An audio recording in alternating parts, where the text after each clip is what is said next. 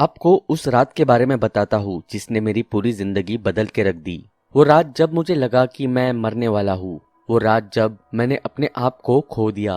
वो गर्मी की रात थी और मैं 13 साल का था। मेरे मम्मी पापा वीकेंड में हॉलीडे पर गए थे, मुझे घर अकेला छोड़ के। मैंने अपने दो बेस्ट फ्रेंड्स डेविड और अर्नल्ड को घर बुला लिया स्टे ओवर के लिए, ताकि कंपनी हो जाए। हम मेरे बेडरूम में म्यूजिक सुन रहे थे। अर्नल्ड ने आवाज कम कर दी। हे चलो कुछ डरावनी कहानियों के बारे में बात करते हैं, उसने कहा। मैं डरने के मूड में हूँ। आइडिया अच्छा है, डेविड ने हामी भरी। पहले कौन सुनाएगा? मेरे पास एक है, मैंने कहा। पर मुझे नहीं लगता मुझे बतानी चाहिए। कम ऑन, डेविड ने कहा। बताओ ना। ओके, मैंने कहा। ये बहुत ही वाहियात कहानी है जो मैंने एक बार सुनी थी। ये बहुत साल पहले की बात है। एक आदमी था जिसका 7 साल का एक बेटा था। उसकी बीवी बेटे को जन्म देते ही मर गई थी। वो कंट्री साइड के भी बाहर रहते थे और दूर दूर तक उनके कोई पड़ोसी नहीं थे। उनके पास फोन भी नहीं था क्योंकि उस समय लाइंस इतनी दूर नहीं जाती थी। एक दिन उसके पापा काम से घर आए और अपने घर को आग लगा देख वो बहुत ज्यादा घबरा गए। उन्होंने सीधा अपने छोटे बेटे के बारे में सोचा और भाग के अंदर गए और बेटे को आवाज़ लगाने लगे। जब उन्होंने अपने बेटे की आवाज़ सुनी तो रियलाइज़ किया कि उनका बेटा अपने बेडरूम में फंसा है। उसके पापा दरवाजे पर गए और दरवाज़ा खोलने लगे, पर दरवाज़ा अटक गया था। बेडरूम के दरवाजे पर एक दीवार गिर गई और दरवाज़ा ब्लॉक हो गया था। उन्होंने पूरे जोर से दरवाज़ा पीटा, बट वो बहुत सख्त था। उन्होंने अपने खंधे से भी दरवाज़ा खोलने और दरवाजे को तोड़ने की कोशिश की, पर कुछ नहीं हुआ। उन्हें अपने बेटे की चिल्लाने की आवाज़ आ रही थी। वो बच्चा बहुत डरा हुआ था, रो रहा था और चिल्ला रहा था मदद के लिए। उस आदमी ने दरवाज़ा खोलने की बहुत कोशिश की, पर जो कुछ भी किया नाकामयाब रहा।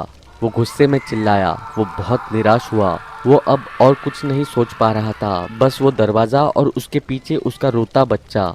उसका बेटा उस घर में जल के मर गया। उसके पापा भी मर गए। वो दरवाज़ा खोल ही नहीं पाया और वो अंत तक वही खड़े रहे। दरवाज़ा खोलने की पूरी कोशिश कर रहे थे, पर फिर आग और धुएं से ढेर हो गए।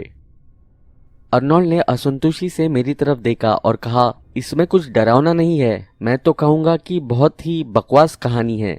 डेविड ने हामी भर दी। ये डरावनी से ज्यादा दुख भरी कहानी थी। तब मैंने उन्हें कहानी का आखिरी पार्ट बताने का डिसाइड किया। मैंने उन्हें वो बताने का सोचा नहीं था, पर उन्हें इम्प्रेस करने के चक्कर में मैं बह गया। उस कहानी को कंटिन्यू करना कितना स्टूपिड था। मुझे उन्हें कभी नहीं बताना चाहिए था।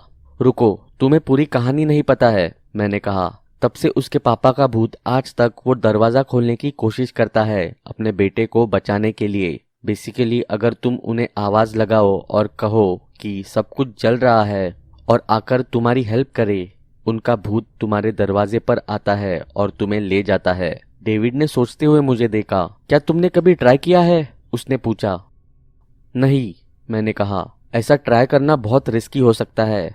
अर्नोल्ड की एक आंख में एक्साइटमेंट दिख रही थी। हे, हमें अभी करना चाहिए, उसने कहा। मैं परेशान हो गया। मेरा उस भूत को परेशान करने का कोई प्लान नहीं था और मुझसे ऑलरेडी गलती हो गई थी उस लेजेंड के बारे में बता के। डेविड ने स्माइल किया। हाँ, क्यों नहीं, उसने कहा। मैं उन्हें कहने वाला था कि मुझे नहीं करना, पर उन्होंने मुझे मौका नहीं दिया। अर्नोल्ड ने डरी सी आवाज निकाली और उस बच्चे की तरह चिल्लाने लगा। पापा, पापा, मेरी मदद करो, मेरे चारों तरफ आग लगी है, मैं बहुत डरा हुआ हूँ। फिर वो जोर से हंसने लगा। मैंने स्माइल तक नहीं की, पर वो हंस रहा था। डेविड ने मुझे कंफ्यूजन में देखा और कुछ नहीं कहा। अर्नोल्ड फिर से चिल्लाने लगा, इस बार और जोर से। मैं जल रहा हूँ पापा, मैं जल रहा हूँ, हेल्प! बस करो अर्नोल्ड, ये कोई मजाक नहीं है, मैं चिल्लाया। पर मैं उस पर चिल्लाना नहीं चाहता था, पर ये मेरे अंदर से ही निकला। मैं बहुत डर गया था और उससे और नहीं सुनना चाहता था। तुम्हें किससे डर लग रहा है? Arnold Hansa. Oh come on, ये सिर्फ एक बकवास कहानी है और कुछ नहीं। ये तो अच्छी भी नहीं है। थोड़ा हंसा और फिर बोला, पापा मेरी मदद करो, ये आग मुझे जिंदा जला रही है, मैं। फिर एकदम से दरवाजे पर जोर से खटकाने की आवाज आई। अर्नोल्ड आधे में ही रुक गया। हम सब लोग वही जम गए। एक डरावना सन्नाटा हो गया था। हम सब एक दूसरे की तरफ देखने लगे। किसी ने कोई भी आवाज नहीं की। ठक ठक हम बहुत ज्यादा डर गए। ठक ठक ठक। ये कैसी आवाज है? अर्नोल्ड ने चौंक के पूछा। अगर ये कोई मजाक है तो ये बिल्कुल फनी नहीं है, डेविड ने कहा। उसका चेहरा सफेद पड़ गया था। दरवाजे का खटखटाना जारी रहा। फिर हमें किसी आदमी के चिल्लाने की आवाज आई। वो डरावनी आवाजें हमेशा के लिए मेरे जहन में बस चुकी है।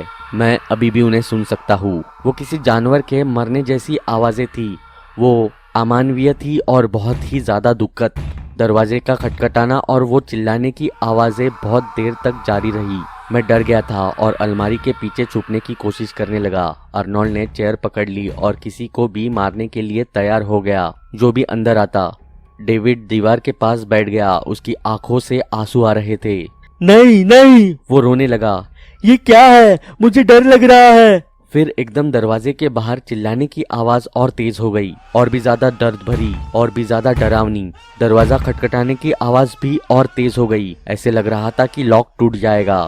फिर डेविड और भी ज्यादा घबरा गया। मैं और नहीं सह सकता, वो रोया। मुझे यहाँ से जाना है। फिर वो विंडो के पास गया और उसे खोल दिया। नहीं, मैं चिल्लाया। मत! इससे पहले मैं अपनी बात खत्म कर पाता वो खिड़की के बाहर कूद गया। मैंने उसे गिरते हुए सुना। एक क्षण के लिए सब कुछ शांत हो गया। फिर मैंने उसे दर्द में रोते हुए सुना। मैं गिर गया, मुझे चोट लगी है, मेरी पीठ, मुझे चोट लगी है। मैं विंडो के पास गया और बाहर देखा। डेविड नीचे जमीन पर गिरा पड़ा दर्द से चिल्ला रहा था। दरवाजे के पीछे से चिल्लाने की आवाज और भी तेज हो गई और अजीब भी। ठकठकाना और तेज हुआ। मैं पागल हो रहा था। ये सब एक बहुत बुरे सपने जैसा था और डेविड का चिल्लाना सिचुएशन को और भी खराब कर रहा था, और वो भी तब जब मैं और अर्नोल्ड उसे हेल्प करने के लिए भी डर रहे थे। फिर मुझे कुछ स्मेल आई। मैंने पहले ये नोटिस नहीं किया था, पर अब कमरे में बहुत ही गंदी बदबू आने लगी थी। बहुत सफोकेटिंग हो गया था, किसी मांस के जलने की बदबू। ये सब सही नहीं हो रहा था। मैं खिड़की से दूर हो गया और देखा अर्नोल्ड कमरे के बीचों बीच बिना हिले डुले खड़ा था। उसकी आंखें बड़ी थी और वो दरवाजे की तरफ घूर के देख रहा था जैसे मदहोश खड़ा हो। फिर वो झुका और उसने कारपेट पर उल्टी कर दी। दरवाजे का पीटना, वो चिल्लाना, रोना, मांस के जलने की बदबू और अर्नोल्ड का उल्टी करना मेरे लिए बहुत ज्यादा हो गया था। मैं भी उल्टी करने लगा। मैं दीवार पर टेक लगाकर बैठ गया और डेविड बाहर चिल्लाता रहा और वो पागल की तरह दरवाजे को पीटना चलता रहा। फिर मुझे एक आइडिया आया। शायद डेविड के रोने की आवाज उस आदमी को आकर्षित कर रही थी जो दरवाजे के बाहर था। मैंने खिड़की बंद कर दी। हम जमीन पर बैठ गए और अपने कान बंद कर दिए। हम डर के मारे कांप रहे थे जब वो दुर्घटना घट रही थी और उस चीखने की आवाज ने हमारे कान के पर्दे फाड़ दिए थे और उस मांस के जलने की बदबू हमारी उल्टी की बदबू के साथ मिक्स हो चुकी थी। धीरे धीरे चिल्लाने की आवाजें बंद हो गई, बदबू कम हो गई और दरवाजे का पीटना भी कम हो गया और फाइनली सब कुछ शांत हो गया। हमें अब बंद खिड़की के बाहर से सिर्फ डेविड के रोने और चिल्लाने की आवाज आ रही थी। अर्नोल्ड ने मेरी तरफ देखा और धीमी आवाज में बोला, अब हम क्या करें? शायद हमें पुलिस को बुलाना चाहिए, मैंने कहा, या फायर डिपार्टमेंट, या पता नहीं, शायद एम्बुलेंस, डेविड की हेल्प करने के लिए। तुम्हारा फोन कहाँ है? उसने पूछा। नीचे। तुम्हें लगता है वो चला गया? वेल, अब भी सब शांत है, मैंने हिचकिचाते हुए कहा। वो तो है, उसने कहा। हमें नीचे जाना होगा। ओके, मैं जाऊंगा। एनीवे, वो जा चुका है, राइट? शायद हाँ, मैंने कहा। अर्नोल्ड चुपचाप उठा और डरते हुए दरवाजे की तरफ गया। उसने आराम से हैंडल खींचा, दरवाजा खोला और हॉलवे की तरफ झांका। वो खाली था।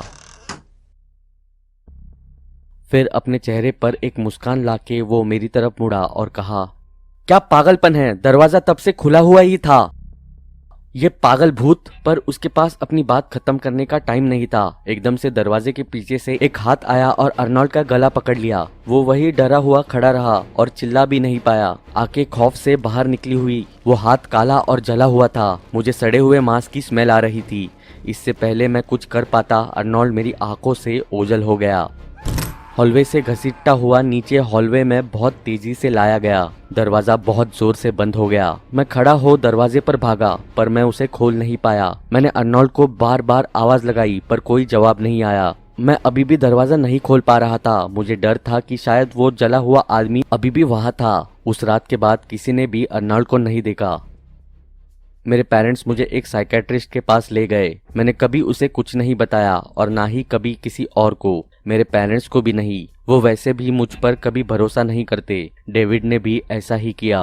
उसने 1 महीना हॉस्पिटल में बिताया। उसने गिर के अपनी पीठ तोड़ ली। आज भी मुझे दरवाजा खोलने से बहुत डर लगता है। मुझे डर लगता है कि पता नहीं ऐसा क्या दिख जाए दरवाजे की दूसरी तरफ।